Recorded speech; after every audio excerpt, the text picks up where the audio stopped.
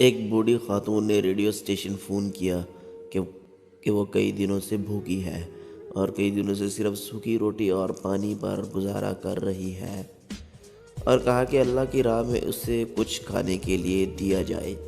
ایک منکر خدا بھی اس کی گفتگو سن رہا تھا اور اس کو ایک مذاق کی عادت سوجھی۔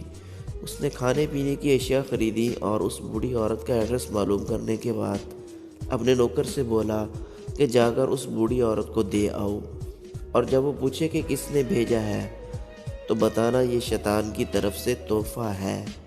وہ بوڑھی عورت اتنے زیادہ کھانے کا سامان دے کر بہت خوش ہوئی اور جلدی اپنے گھر کے کونے میں وہ رکھنے لگی۔ ایسے میں نوکر نے پوچھا، کیا آپ معلوم نہیں کرنا چاہیں گی کہ یہ سامان کس نے بھیجا ہے؟ یہ سن کر وہ بولی، مجھے اس کی کوئی پرواہ نہیں کہ کس نے بھیجا ہے، مگر اتنا معلوم ہے کہ جب میرے رب کا حکم آتا ہے تو شیطان بھی حکم کی تعمیل کرتا ہے۔